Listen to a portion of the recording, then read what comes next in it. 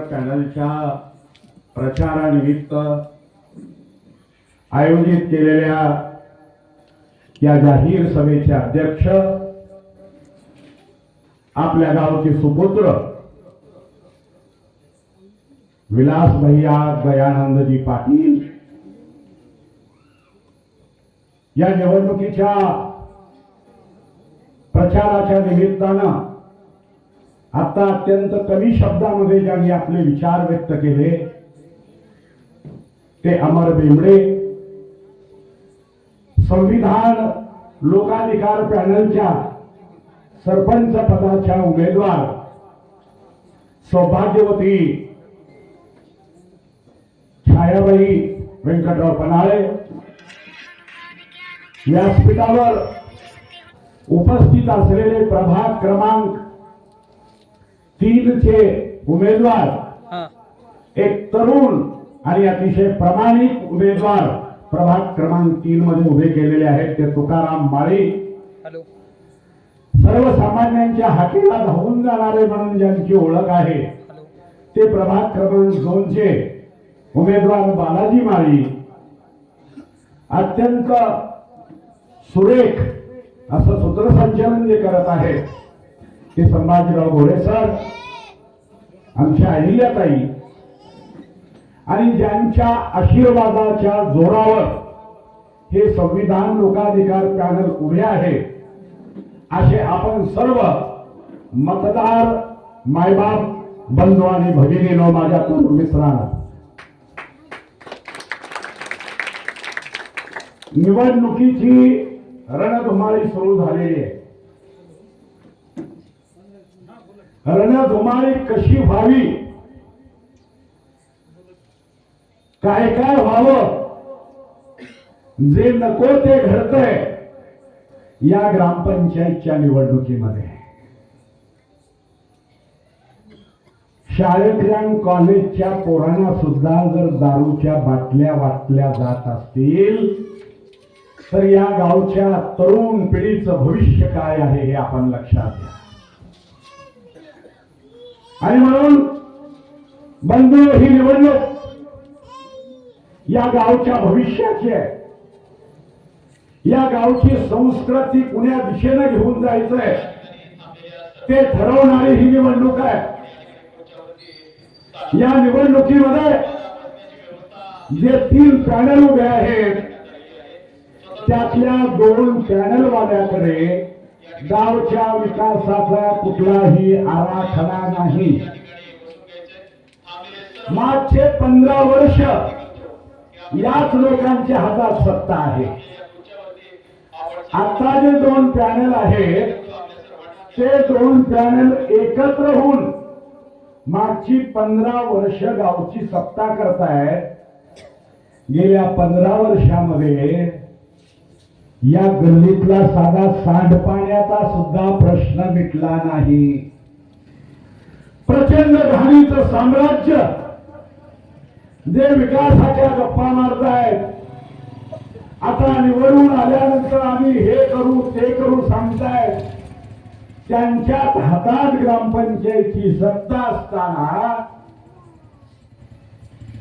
साधी इथली घाण सुद्धा दूर करता आली नाही.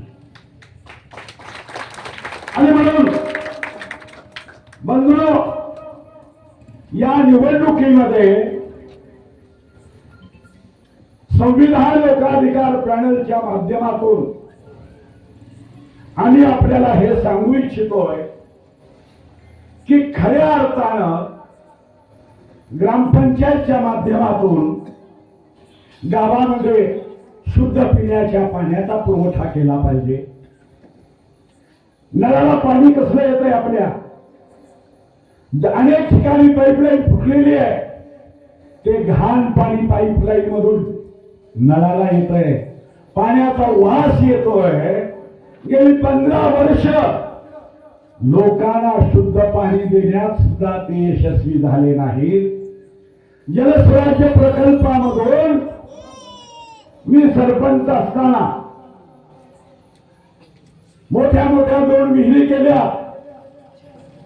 त्या विहिरीचं पाणी आपण गावात आणलं परंतु ते भरपूर पाणी असताना सुद्धा गावातल्या नळाला दररोज पाणी सोडण्याची सुद्धा कुवत आता असलेल्या सत्ताधाऱ्यामध्ये दिसून आली नाही. आणि म्हणून आहे ती सुद्धा व्यवस्था ज्यांना नीट करता येत नाही आणि नव करण्याचं धाडस त्यांच्यात नाही. म्हणून मी आपल्या समोर यासाठी उभा आहे. गोरगरीब शेतकऱ्यांचे प्रश्न आहेत, सर्वसामान्य लोकांचे घरकुलाचे प्रश्न आहेत, दारामध्ये नाली नाही असे प्रश्न आहेत.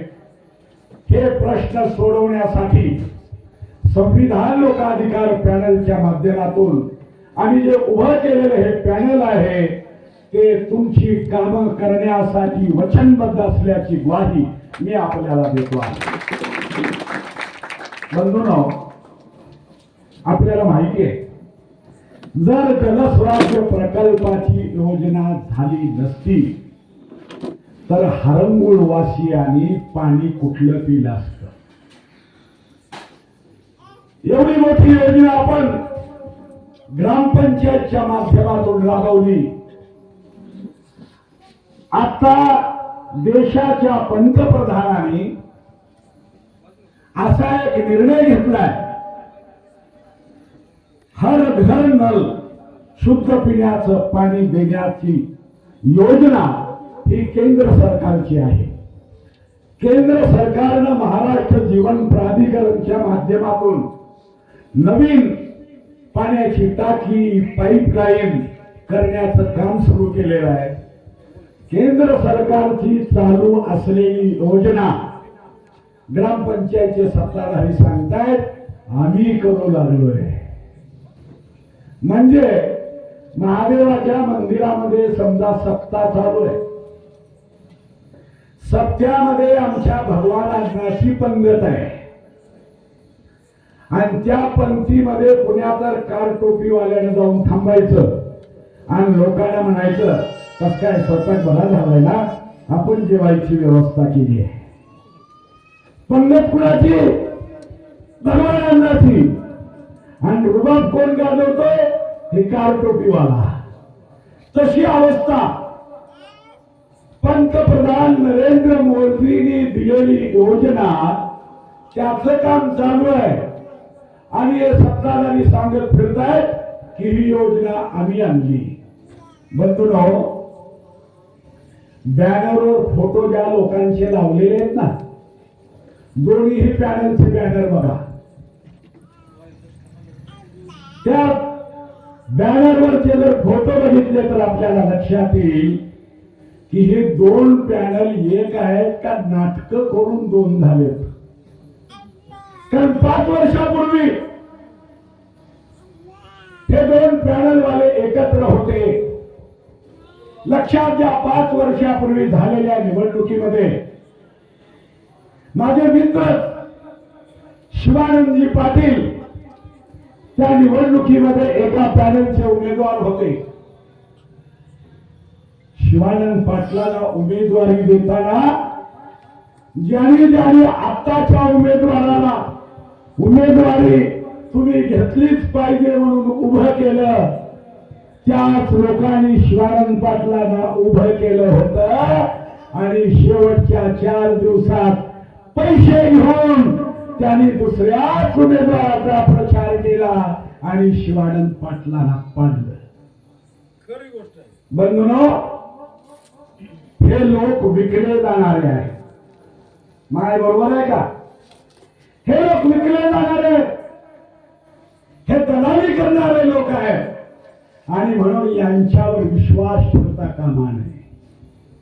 बंधूंनो, सर्वसामान्यांची काम करताना सुद्धा अहो विधवेची पगार करायला सुद्धा जर हे दलाली घेत असतील तर याच्यापेक्षा वाईट काय?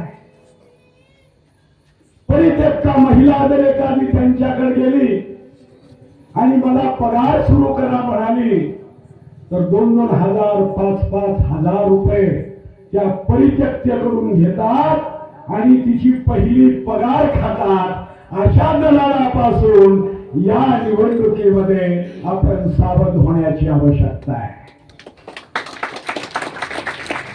बंधनो, खरं म्हणजे याना ना गावाचं ना समाजाचं कुणाचंही देणं नाही. याना फक्त धाब्यावर कोण घेऊन जातो त्याची वाट बघणारे हे माणसं आहे. आणि म्हणून आम्ही या निवडणुकीमध्ये हे पॅनल उभं करत असताना काही विधायक काम करण्याचा निर्णय घेतलेला आहे. बंधूंनो, लक्षात घ्या, मागे जेव्हा मी सरपंच होतो इकडे आपली स्मशानभूमी आहे. सुतारवाड्याकडून आत यावं लागायचं. अंत्यविधीला येताना कधी पाय कुठे जाईल, कधी पायाला घाण लागल, एवढी भयानक अवस्था त्या भागाची होती. त्यावेळेसचा तो महादेव मंदिराकडे येणारा रस्ता व्यंकट पनाळेने केलेला आहे, हे आपण लक्षात ठेवलं पाहिजे. गेल्या 15 वर्षामध्ये या रस्त्याच्या बाबत पुन्हा कुणी काहीही केलेलं नाही. आणि म्हणून आम्ही ठरवलंय की हा संपूर्ण रिंग रोड, मी आपल्याला वचन देतोय, महादेवाची शपथ घेऊन सांगतोय की हा संपूर्ण रिंग रोड हा डांबरीकरण करून रस्त्याच्या बाजूने चहूकडून स्ट्रीट लाईट उभा करून अतिशय देखणा रस्ता, रात्री अपरात्री कुठल्याही बाजूला कोणी गेलं तर लाईट असेल अशी व्यवस्था करून देण्याची जबाबदारी मी घेतो. मला आठवतंय की या रस्त्यानं गावची दिंडीची प्रदक्षिणा व्हायची. बरोबर आहे स्वामी महाराज, प्रदक्षिणा व्हायची. आता रस्ता तसा राहिला नाही. आणि म्हणून हा रस्ता करत असताना याच रस्त्यावर बिरोदेवाचं मंदिर आहे. बिरोदेवाचं भगवानांना मी आज या व्यासपीठावरून जाहीर करतोय की संविधान लोकाधिकार पॅनलच्या ताब्यात ग्रामपंचायत आल्यानंतर हा रिंग रोड करत असताना बिरोदेवाचं छोटस मंदिर त्या ठिकाणी उभं करण्याचं वचन मी आपल्याला देतो आहे. बंधूंनो, आम्ही काही विधायक दिशा घेऊन निश्चितपणे काम करण्याचं ठरवलेलं आहे. आणि म्हणून गेले अनेक वर्ष निवडणूक आली की लोकांकडे जातात, खोटी आश्वासनं देतात, प्रत्यक्ष काम कोणतंही होत नाही. ज्या वेळेस म्हणून या ठिकाणी लिंगायत स्मशानभूमीमध्ये मी अंत्यविधीला येतो त्या वेळेला दारुण अवस्था, प्रचंड भयानक विचित्र अवस्था तिथली पाहायला मिळते. एखाद्याचा अंत्यविधी करायला म्हणून खड्डा केला की दोघा तिघाला काढून बाजूला ठेवावं लागतंय, तेव्हा तो खड्डा पूर्ण होतोय.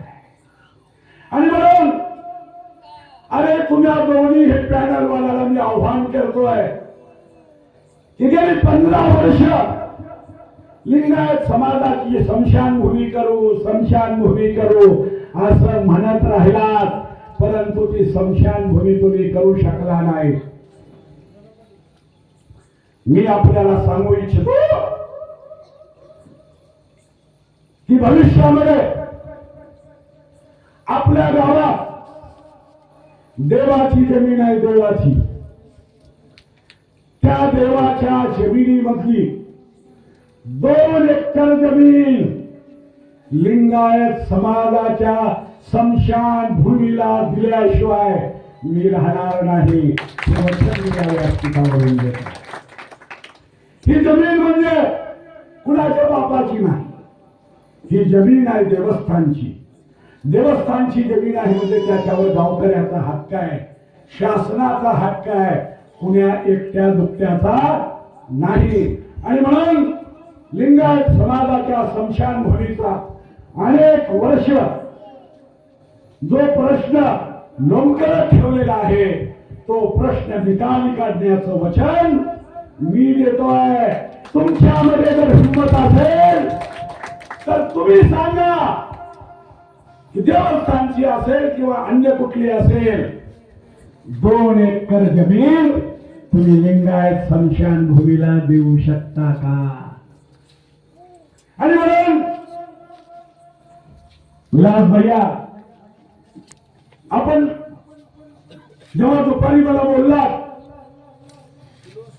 पाटील मला म्हणाले फडाळे साहेब, मी जाहीरपणे तुमच्या सोबत राहणार आहे, कारण गावातला कुठलाही अडचणीचा प्रश्न असेल, अशी अडचण घेऊन या 2 पॅनलवाल्यापैकी कुणाकडेही गेलं किंवा मत मागणाऱ्या त्यांच्या दलालाकडे गेलं तर यांच्यामध्ये कुणामध्येही या अडचणी सोडवण्याची धमक नाही आणि जातीपातीचं राजकारण न करता समाजहिताची कामं आपण करत आहात. म्हणून विलास भैयांनी सांगितलं, पन्हाळे साहेब, मी तुमच्या पॅनलच्या पाठीशी आहे.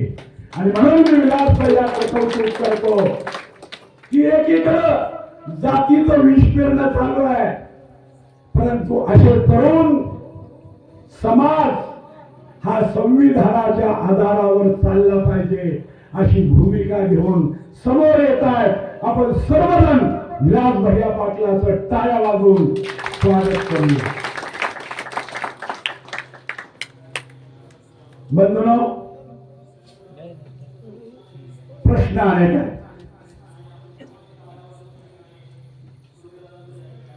बघा, अण्णाला माहिती आहे धनगर समाजाची सुद्धा स्मशानभूमी, या बाजूला वहिवाटीची स्मशानभूमी होती आपली. कुठे आहे स्मशानभूमी? आता आहे का? आणि म्हणून धनगर समाज बांधवाला सुद्धा माय जसं लिंगायत समाजाची स्मशानभूमी 2 एकर देणार आहे, तशी धनगर समाजाच्या अधिकाराची वहिवाटीची असलेली स्मशानभूमी तुम्हाला परत मिळवून देण्याची जबाबदारी मी घेतोय. कुठलंही काम आता असलेल्या ग्रामपंचायतल्या सत्ताधाऱ्याकडे असो की गेल्या 15 वर्षात त्यांनी सत्ता भोगली, त्यांच्याकडं अनेक शेतकरी, अरे शेताला जायला नीट रस्ता नाही. मग अक्कलवाडी वाट असेल, विमानतळाला जाणारा रस्ता असेल, चाटे वाट असेल, गुडघ्या एवढ्या पाण्यातून चिखलातून शेतकऱ्यांना शेताकडे जावं लागतंय. हे रस्ते यापूर्वीच व्हायला पाहिजे होते. मागच्या 15 वर्षात हे रस्ते का झाले नाही? सरकारनं धोरण घेतलंय शेतकऱ्यांच्या साठीचे रस्ते करण्याचं, परंतु या मागे सुद्धा काहीतरी गौडबंगाल आहे. लातूरचे लोक जमीन घ्यायला येतात, आपल्या भागात येऊन फिरतात, जमीन चांगली आहे म्हणतात, परंतु सांगतात नाही हो, रोड नाही, जमिनीला भाव नाही, रोड असल्याशिवाय जमिनीतली घेण्यात मजा नाही. तोच माणूस लातूर पासून 20 किलोमीटर 25 किलोमीटर दूर जाऊन शेती घेतोय. कशासाठी? तर तेवढ्या लांब असली तरी शेतात गाडी जाते, शेतापर्यंत 4 चाकी गाडी जाते, आणि म्हणून 25 किलोमीटर लांब असलं तरी तिथली जमीन तो शेतकरी घेतो. इथं रस्ता नसल्यामुळे जमिनीची किंमत गेली. या मागे सुद्धा गौडबंगाल आहे. गरीब शेतकरी शेताला वाट नाही म्हणून जाऊन त्यांनी जमीन विकावी आणि ती जमीन गावातल्या धनदांड्यांना घेता यावी, यासाठी हे रस्ते होऊ दिले जात नाहीत, हे आपण लक्षात घेतलं. आणि म्हणून जेवढेही रस्ते आहेत, हे रस्ते कुणीही अडवायला समोर येऊ द्या, त्याला बाजूला करून प्रशासनाच्या जोरावर आणि संविधानाच्या लोकाधिकारशाहीवर हे सर्व रस्ते करून घेण्याची हमी या पॅनलचा प्रमुख म्हणून मी स्वीकारतो आहे. शेताला जाणारे रस्ते तर होतीलच, परंतु अनेक शेतकऱ्यांना वाटेपासून मध्ये कुणाची तर एका दोघाची जमीन असते आणि पलीकडे तिसरा शेतकरी असतो, त्याला शेतीत जायला तो मधला शेतकरी अडवतो. खरं म्हणजे असं अडवता येत नाही, कारण संविधानाला अधिकार दिलाय, ज्याची शेती आहे त्या शेतीला रस्ता देण्याची जबाबदारी शासनाची आहे, पर्यायानं ग्रामपंचायतची आहे. परंतु हे ग्रामपंचायत मध्ये बसणारे त्यांच्यामध्ये कुणामध्येही या मोठ्या लोकांना टक्कर देण्याची हिंमत नाही. त्यांच्या समोर हे गोंधळ घोळतात, त्यांच्या समोर तोंड उघडू शकत नाहीत. आणि म्हणून या मस्तवाल लोकांना समोर उभं राहून शेतकऱ्यांना रस्ते करून देण्याची जबाबदारी मी स्वीकारतो. बंधूंनो, अनेक जणांनी दुधाचा सुद्धा धंदा बंद केला, भाजीपाल्याचा धंदा बंद केला, कारण शेतातून भाजीपाला घेऊन यायचा कसा, असे अनेक प्रश्न सगळ्यांच्या समोर आहेत. आणि म्हणून हे लोक करतात काय, निवडणुकीच्या कालावधीमध्ये केवळ आणि केवळ जातीचं राजकारण, पैशाचं राजकारण, द्वेषाचं राजकारण एवढंच ते करू शकतात. हे दोन्ही पॅनलवाले निवडणूक कशासाठी लढवत आहेत?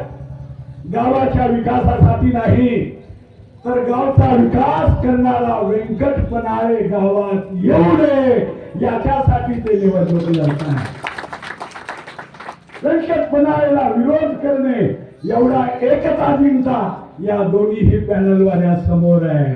बंधूंनो, माता भगिनींनो, लक्षात घ्या, मागची 5 वर्ष ग्रामपंचायत मध्ये सत्ता या दोन पॅनलवाल्याची, आणि मागची 5 वर्ष सर्वसामान्याची कामं लोकाधिकारच्या माध्यमातून आम्ही करत आहोत.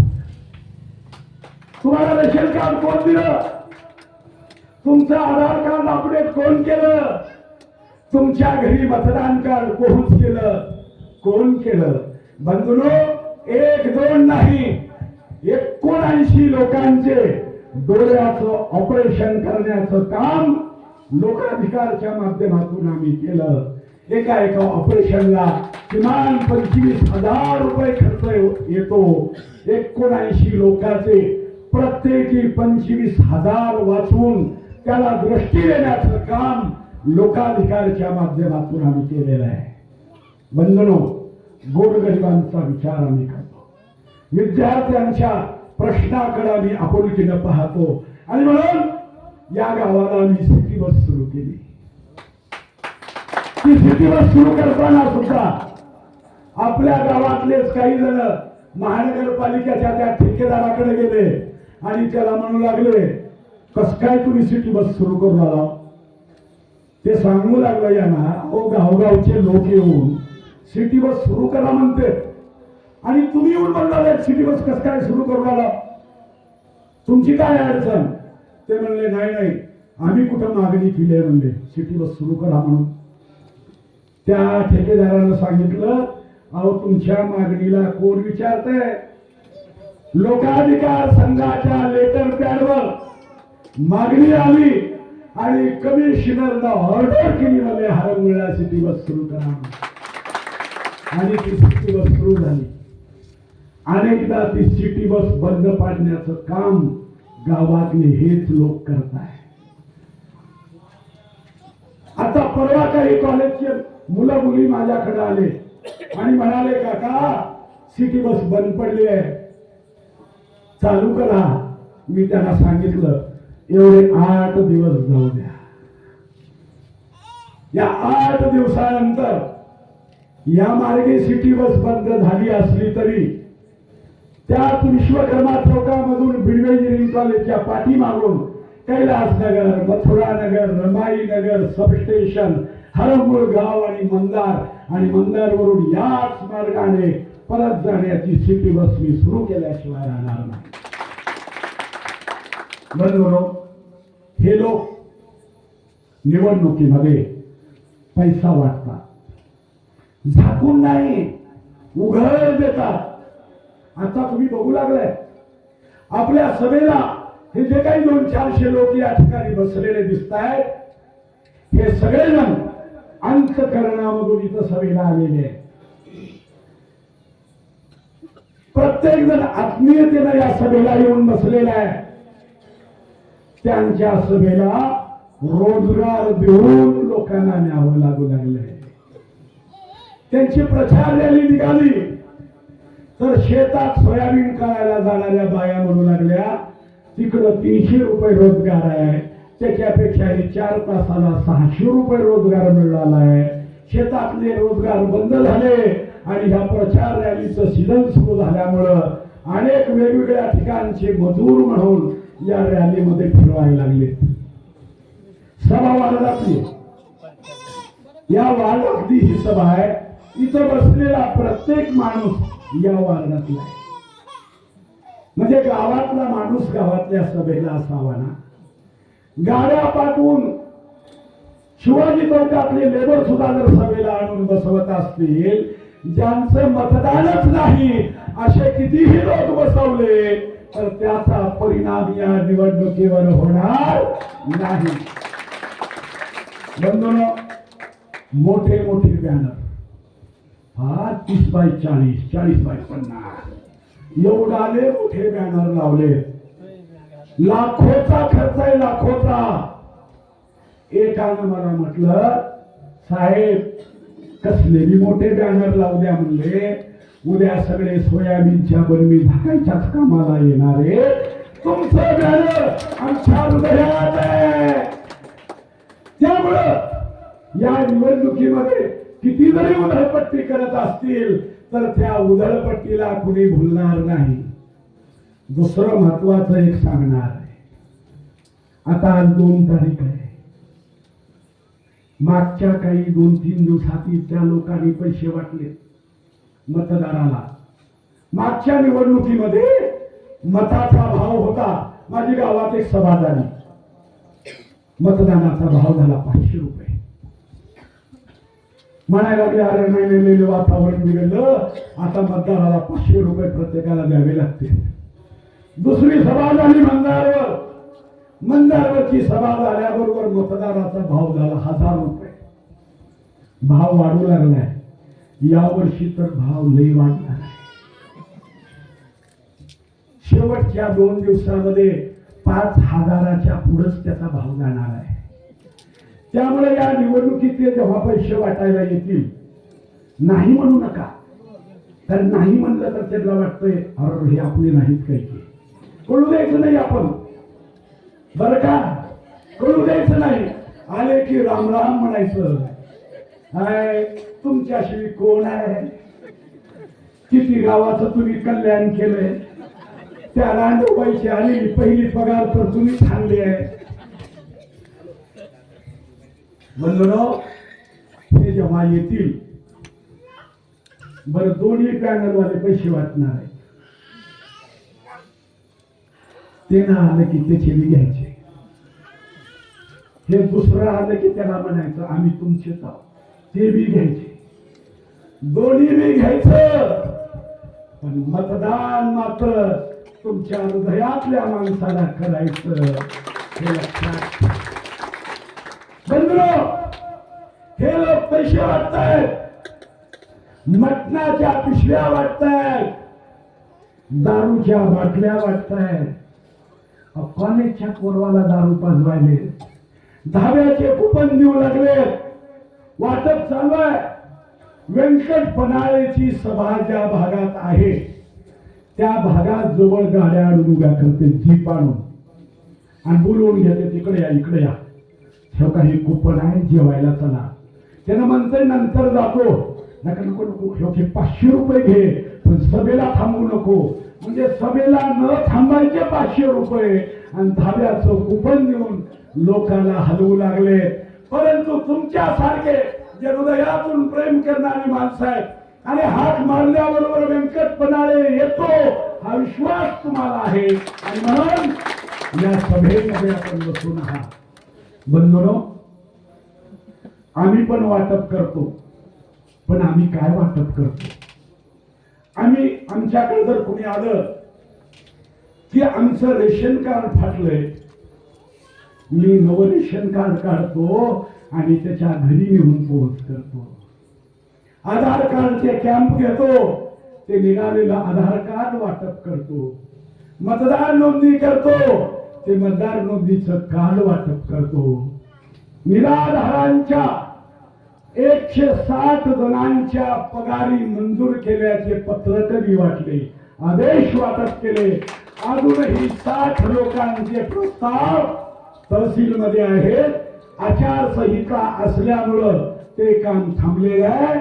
निवडणूक संपल्याबरोबर पुढच्याच महिन्यात ते सुद्धा मंजुरीचे आदेश त्यांच्या हातात दिल्याशिवाय राहणार नाही. बंधूंनो, मी सांगू इच्छितो, आपले तम्माप्पा आहे तिथले, तम्माप्पाचा मुलगा घरात पडू नये. घरात मी कधी माझ्या आयुष्यात जातीपाताचं राजकारण करत नाही, मी धर्माचं राजकारण करत नाही, मी परमार्थ करतो. प्रत्येकाकडे माणुसकीच्या नजरेनं पाहतो. जो कोणी अडचण घेऊन आलाय त्या माणसाची सेवा करणं हाच मी माझा धर्म समजतो. तुम्ही तम्मांनाला विचारा, ते जेव्हा माझ्याकडे त्यांचं दुसरं काम घेऊन आले तेव्हा मी चौकशी केली की मुलाची काय अवस्था आहे, तेव्हा त्यांनी सांगितलं, साहेब ते उठून सुद्धा बसू शकत नाही. मी त्यांना सांगितलं त्याच्यासाठी शासनाची पगार सुरू होऊ शकते. माझी माणसं त्यांच्या घरी पाठवली, घरी जाऊन त्याची कागदपत्र तयार केली, घरीच त्यांचे फोटो काढले आणि त्यांना सांगितलं फक्त सरकारी दवाखान्यात 5 मिनिटासाठी यावं लागेल, तिथं फक्त डॉक्टरच्या समोर घेऊन या, 5 मिनिटात मोकळं करतो, तुम्ही कुठेही चक्कर मारू नका.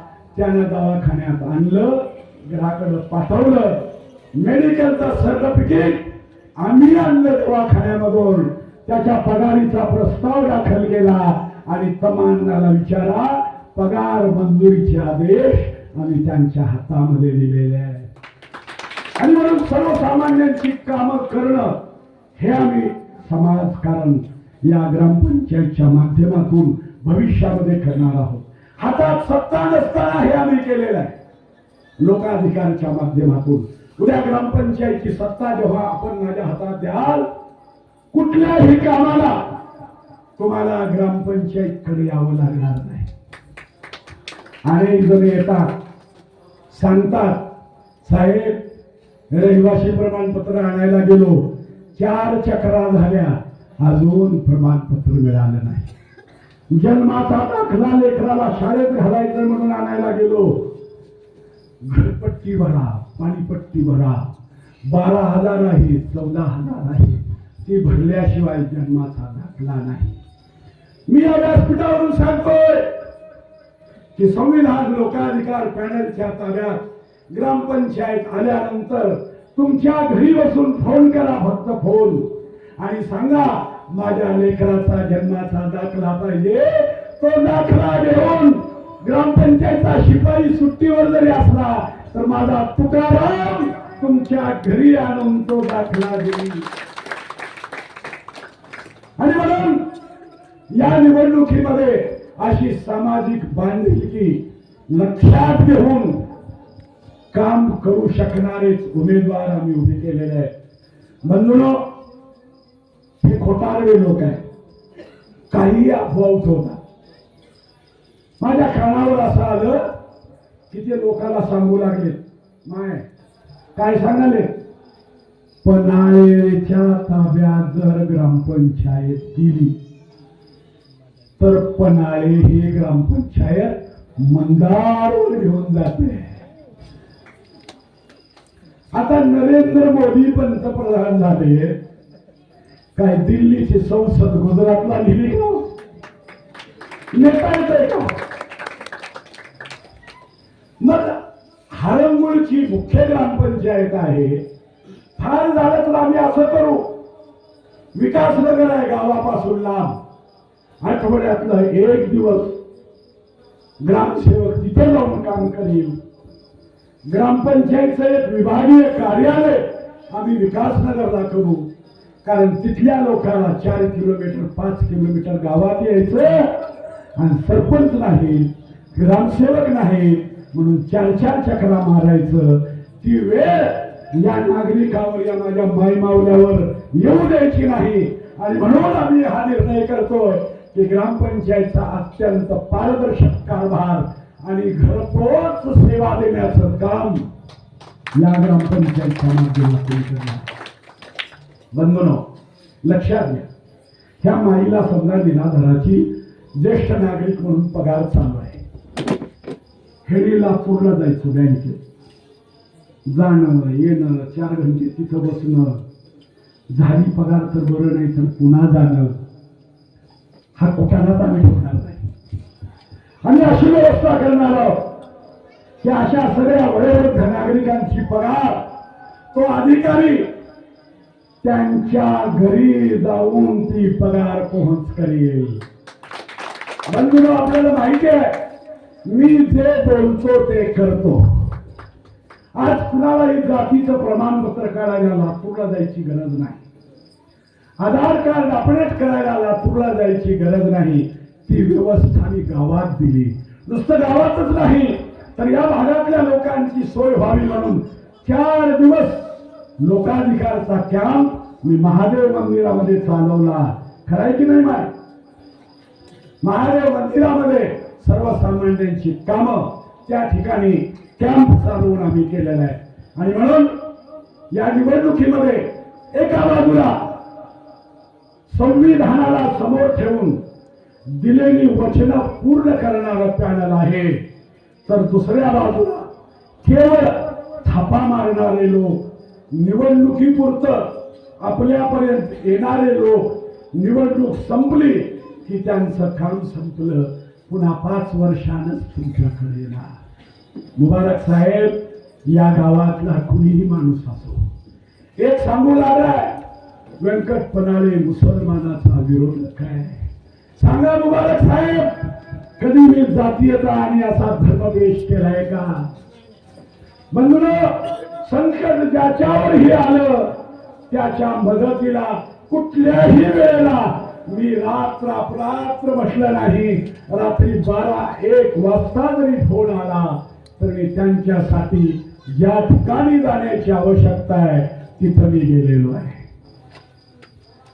सर्वसामान्य लोकांना सरकारने एक योजना जाहीर केली, आयुष्यमान भारत कार्ड ज्याच्याकडे आहे त्याचा विलास 5 लाखापर्यंतचा मोफत करण्याचं शासनानं ठरवलंय.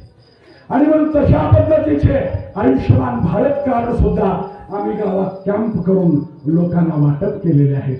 अजूनही हे करण्याची जबाबदारी ग्रामपंचायतची आहे, परंतु हे ग्रामपंचायतवाले हे आयुष्यमान भारत कार्ड वाटप करायला आम्ही शासनाचे आरोग्य अधिकारी बोलावले होते, तर त्याला म्हणाले तुम्ही कसं काय येऊ लागला? ते आरोग्य अधिकारी म्हणले एवढं चांगलं काम पनाळे करू लागले. अहो, हे ग्रामपंचायतचं काम आहे, तुम्ही करत नाही, पनाळे करू लागले, गोरगरिबाची सेवा होऊ लागली, तुमच्या पोटात का कळ निघू लागले, तो आरोग्य अधिकारी म्हणू लागला. तेव्हा हे म्हणायला लागले आमची विनंती आहे की तुम्ही गावाकडे येऊ नका. तो अधिकारी म्हणला तुमचा कार्यक्रम यशस्वी राहावा, तुम्हाला जिथं अडचण येईल तिथं मी तुमच्या सोबत आहे. आणि आम्ही कॅम्प घेऊन लोकांना ते आयुष्यमान भारत कार्ड वाटप केलेले आहे. बंधूंनो, आणखी एक प्रश्न, मागच्या अनेक दिवसापासून लातूरचा नवीन रिंग रोड जो आहे, नवीन रिंग रोड, तो आपल्या गावातून जाणार आहे. या संदर्भामध्ये आजपर्यंत ह्या 2 पॅनलवाल्यांनी कुठलीही भूमिका जाहीर केली नाही. ग्रामपंचायत त्यांच्या ताब्यात असताना ग्रामपंचायत ठराव घेऊन अनेक निर्णय शासनाला बदलवायला लावू शकते.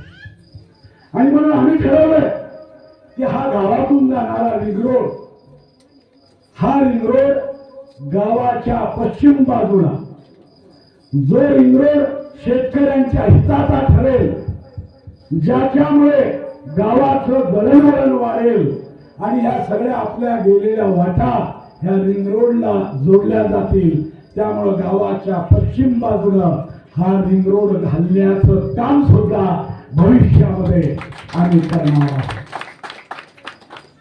विरोधक एवढे धास्तावले, परेशान आहे, एकमेकात बोलू लागले. काही खरं नाही हो. लोकांकडे गेलं की लोक तोंडावर म्हणू लागले, काय केलं 5 वर्ष, मान खाली घालावं लागलं. लोक तोंडावर बोलू लागले, वयोवृद्ध माणसं सांगू लागले आम्ही व्यंकटच्या सोबत आहोत. तरुण कार्यकर्ते सांगू लागले आम्ही व्यंकट भाऊच्या सोबत आहोत. बाहेरचे लोक म्हणू लागले फनाळे साहेब 5 वर्ष आमचे काम करतायत, आम्ही त्यांच्याच मागे आहोत.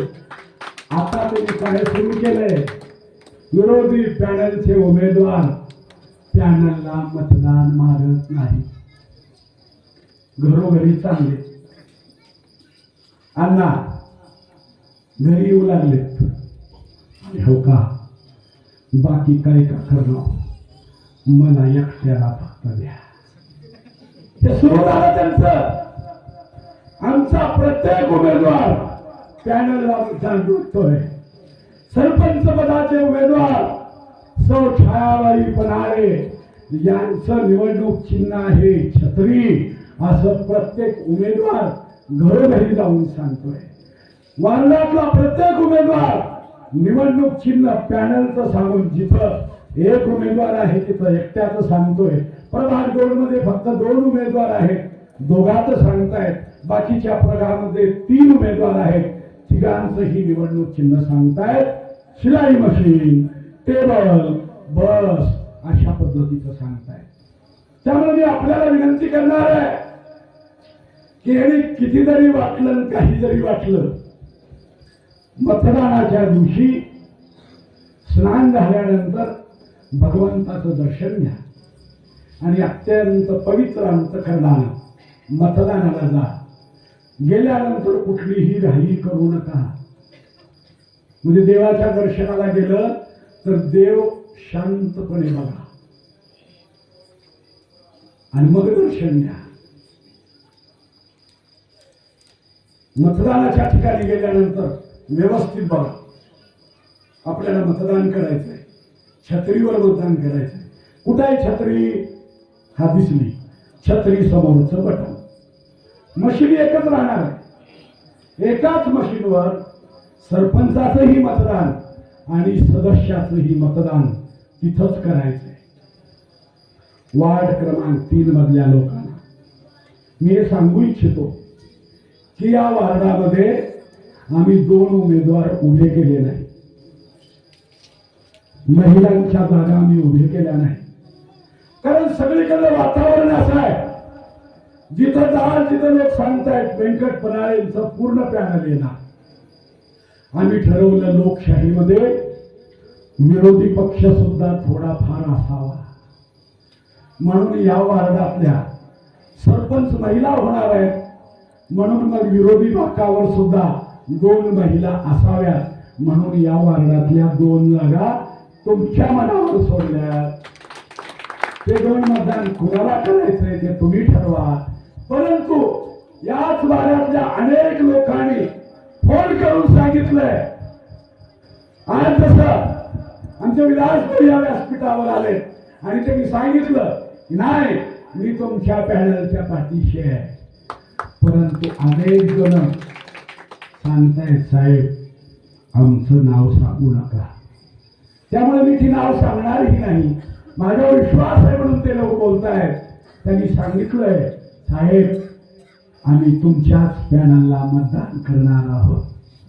आणि म्हणून या निवडणुकीमध्ये अत्यंत आश्चर्यकारक निकाल आपल्याला दिसेल की पैशाने ज्याचा खिस्सा गरम आहे त्याला नरम केल्याशिवाय लोक थांबणार नाही.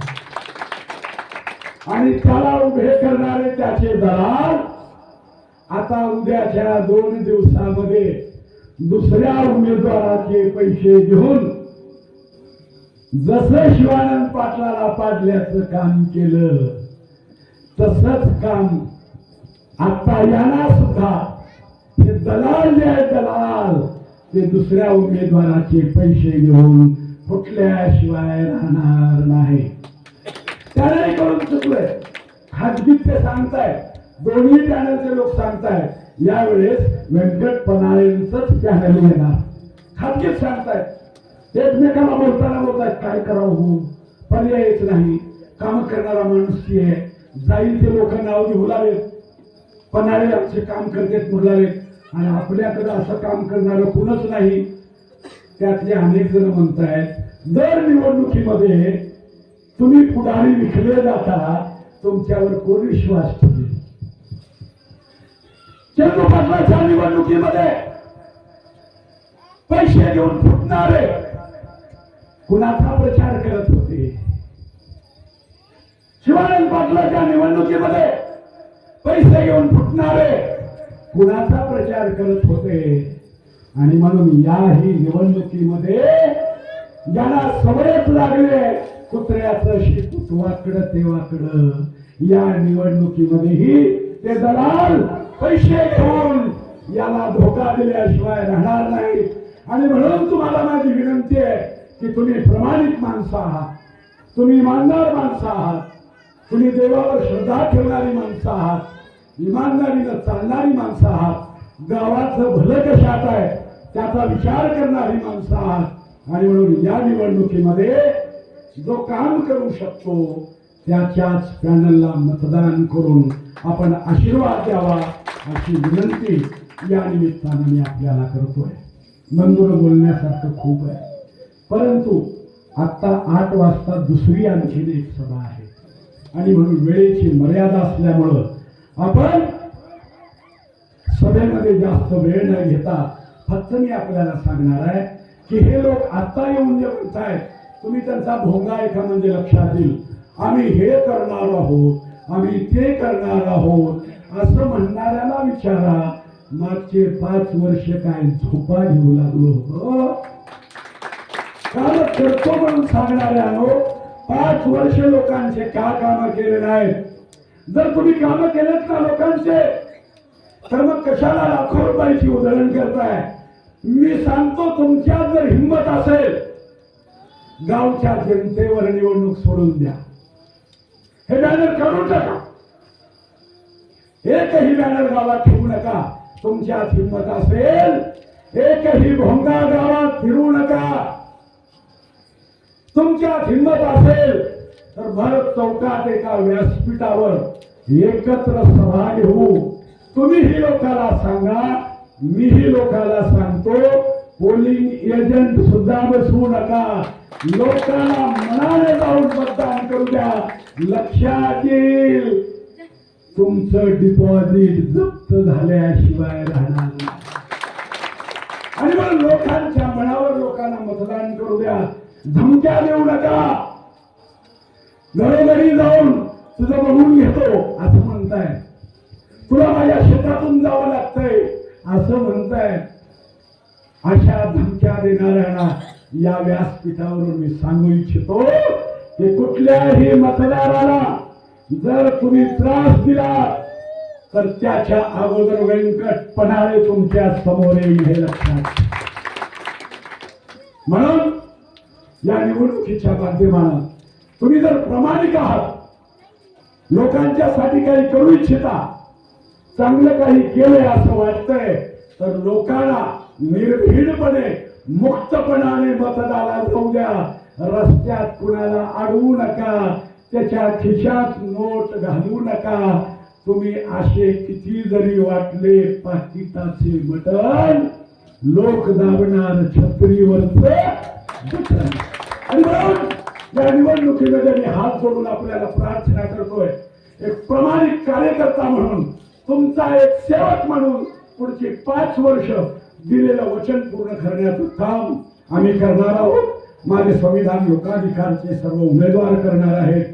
छत्री, शिलाई मशीन, टेबल आणि बस या पॅनलची चिन्ह आहे. त्याच्यावर मतदान करून आशीर्वाद द्यावा हे आवाहन करतो. आणि शेवटी एक अभंग म्हणून मी आजच्या या भाषणाचा समारोप करतो. कारण मी भगवंतावर श्रद्धा ठेवणारा माणूस आणि म्हणून तुकाराम महाराज ज्या भाषेत सांगतात त्याच भाषेत मी सांगणार आहे.